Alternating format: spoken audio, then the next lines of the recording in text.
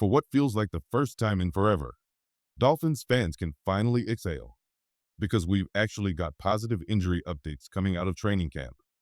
And that's saying something because this offseason has been brutal. Every week, it's felt like another player is hitting the sideline, from Kader Kohu to Alexander Madison to Artie Burns. It's been one setback after another. But finally, there's some good news for Miami's battered roster, especially in the secondary. Several key names are making progress, and that could be a massive boost as we inch closer to week 1. Before we dive into the latest updates, hit that subscribe button, give this video a like, and tap the bell icon, because we bring you 2 fresh Dolphins videos every single day, plus weekly live shows and game day watch parties. You don't want to miss a second of it. All right, let's jump into it.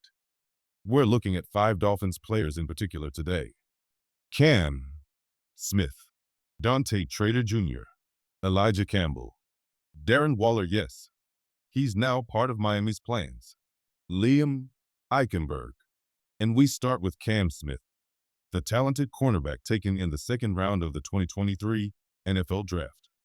Cam is finally back at practice after missing 6 straight sessions with what the team is calling a soft tissue injury. Head coach Mike McDaniel didn't reveal the exact location, but it's worth noting that Smith battled a hamstring issue last season that delayed his start to the year. Whether this is the same problem or not, we don't know for sure. But what we do know is that this is a critical window for him. Right now, Cam Smith is buried on the depth chart, with the Dolphins' cornerback room already stacked. Every missed rep pushes him further behind.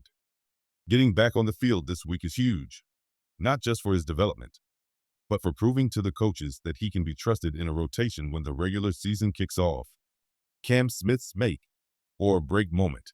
Last week, Miami's unofficial depth chart for the first preseason game told a clear story, and it wasn't one Cam Smith wanted to see. He was listed on the 3rd line, behind Ethan Bonner, Jack Jones, and even rookie Jason Marshall Jr. That placement wasn't surprising, though. When you've been sidelined for 6 straight practices, the coaches simply can't evaluate you the same way as guys who've been battling on the field every day. That's why this week is massive for Cam Smith. With 2 joint practices against the Detroit Lions followed by a preseason showdown on Saturday, he has a golden opportunity to flip the script, to rise on the depth chart, prove he belongs, and silence the whispers that he's on the outside looking in when it comes to Miami's final 53-man roster. The stakes are high for another reason: his contract situation. Unlike many recent 2nd-round picks, Smith's deal isn't fully guaranteed. If the Dolphins cut ties, they'd free up about $1.4 million in cap space. That means there's no financial safety net keeping him on the roster. If he can't produce, the team has every incentive to move on. The good news? Cam is finally back at practice. Now it's all about stacking strong days and showing the coaching staff that his talent outweighs the missed time. Dante Trader Jr. returns. Smith isn't the only one making his way back. Rookie safety Dante Trader Jr., a 5th-round pick out of Maryland, has also returned to the field. He flashed early in training camp with solid instincts and good positioning before suffering an unspecified lower body injury. Miami doesn't have to release full injury details during camp, so all we know is that it kept him out for roughly 2 weeks. Now healthy again, Trader Jr. gets a chance to re-enter the competition in Miami's safety room. Early reports from camp suggested he was adapting well to the speed of the NFL, and this week's joint practices will be a great test to see if that momentum can return. Both Cam Smith and Dante Trader Jr. will be available for those sessions against Detroit, and if all goes well, they'll suit up for the preseason game as well. For 2 players trying to carve out roles on this team, it's hard to overstate just how important these next few days will be. When training camp began, Miami's safety room was already a crowded 6-man battle. On paper, Patrick McMorris appeared to be on the outside looking in, but that picture has shifted dramatically, largely because Ashton Davis is expected to miss significant time to start the season. While Davis won't be out for the year, it's likely he begins the season on injured reserve, which opens the door for someone else to grab a roster spot. That someone could be Dante Trader Jr. if we project the safety depth chart today. The first three are clear: Minka Fitzpatrick, Afatu Melifonwu, and Elijah Campbell. But the fourth spot is wide open.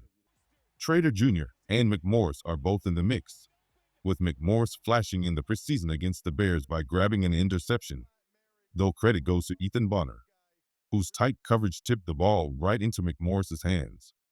Realistically, both could end up making the final 53-man roster, especially given Miami's desire to keep its secondary depth strong. Still, every snap in practice and preseason will be critical for separating themselves. Elijah Campbell injury update. Speaking of safeties, Miami also got an update on Elijah Campbell. In Sunday's preseason game against Chicago, Campbell exited in the first half with a lower body injury. He told reporters afterward that he felt fine, and head coach Mike McDaniel confirmed it's a day-to-day situation. There's a possibility Campbell participates in some joint practice reps against the Lions this week, and maybe even suits up for Saturday's preseason game. If it were up to me, I'd hold him out. Campbell already has a defined role on this team, and risking further injury in August isn't worth it. When healthy, Campbell projects as Miami's third safety, and his versatility makes him valuable in certain defensive looks. In fact, the Dolphins are expected to run plenty of 3 safety packages this season, which means Campbell could see meaningful snaps from week 1. The Dolphins are still being cautious with 3 key players who missed Sunday's preseason game: Tyreek Hill, Jalen Waddle, and Jalen Phillips. Head coach Mike McDaniel says they're in the conversation to return this week, but it's not yet clear if they'll participate in the joint practices against Detroit or suit up for Saturday's game. Waddle is reportedly dealing with a rib injury from the joint practice with Chicago, where he took a hard shot. If that's the case, there's absolutely no reason to rush him back. And if Waddle isn't going, it makes even less sense to put Hill on the field. You can't risk losing your top playmaker in a meaningless preseason snap. As for Phillips, he's still building his way back after an ACL tear. While extra reps would help his conditioning, the bigger priority is having him at full speed for week 1. Honestly, with these 3 leaders, I wouldn't hesitate to hold them out another week. The focus has to be on September football, not risking a setback in August. Offensive line depth takes a hit. The injury updates aren't all about skill players. 2 important depth pieces on the offensive line, Liam Eichenberg and Andrew Meyer, are also sidelined. Eichenberg might not be a fan favorite, but his value lies in versatility. He can line up at all 5 spots on the offensive line. Even if he's not elite at any single position, he's serviceable enough to step in when injuries hit, which is more than can be said for some of the other backups. Meyer's absence is arguably even more concerning.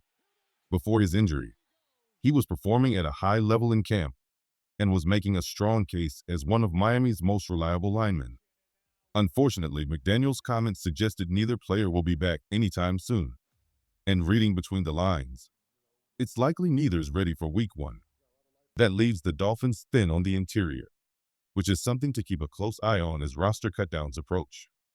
Depth issues on the offensive line have been a recurring storyline in Miami, and losing 2 versatile pieces right before the season could force some tough decisions in the coming weeks. With Liam Eichenberg still on the PUP list, it's hard to believe he'll be ready for week 1, and that's a major problem for Miami.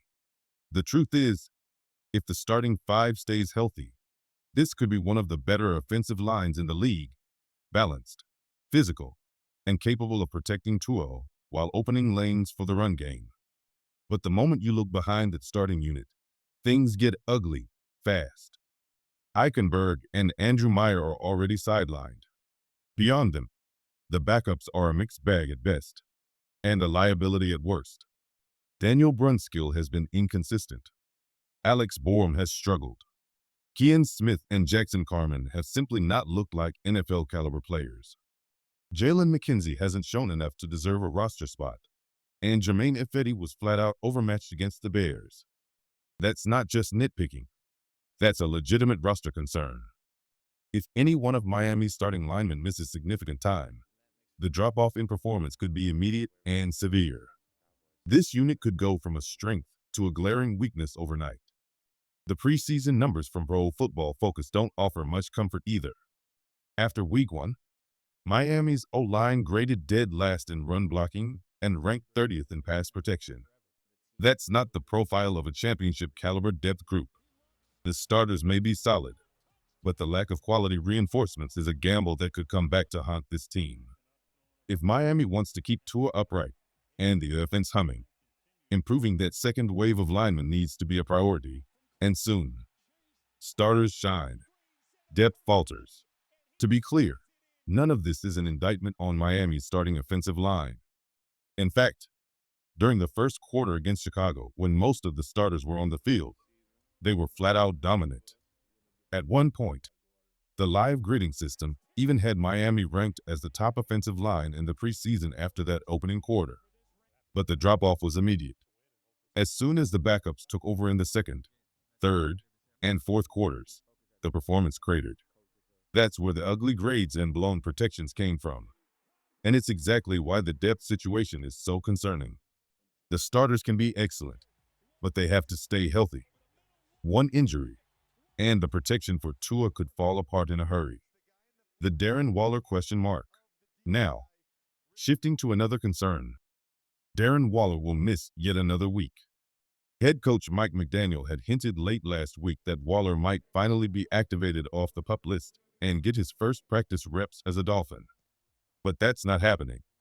McDaniel said it wouldn't be fair to bring him back in the middle of joint practices with Detroit. While the cautious approach makes sense, the clock is ticking. We're inching closer to Week 1, and Waller still hasn't had a chance to build timing or chemistry with Tua Tagovailoa. That's especially worrying because he didn't play a single snap last season after retiring.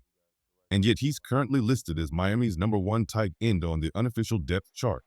When the trade was made, there was optimism that Waller could give Miami's offense a new dimension.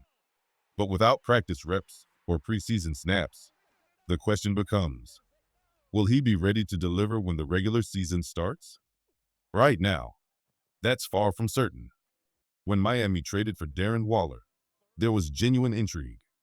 The idea of adding a proven, athletic tight end to Mike McDaniel's offense was exciting, but the uncertainty surrounding his health now makes that move feel risky. In hindsight, the Dolphins could have protected themselves by adding another proven option, like Noah Fant. It's unclear whether Miami even made an offer to Fant, or if he had his sights set on joining Joe Burrow and the Bengals. But it's hard to believe that, with the right contract, he wouldn't have at least considered becoming Miami's starting tight end. Yes, the tight end role isn't the focal point of this offense, but relying on Pharaoh Brown and Julian Hill for an entire season, especially after their struggles in the preseason opener, feels like a dangerous gamble. Even if it's only preseason, the execution and impact from that position group simply wasn't there. If Waller can't get on the field soon, Miami's tight end depth becomes one of the thinnest spots on the roster, and that could limit offensive versatility when it matters most.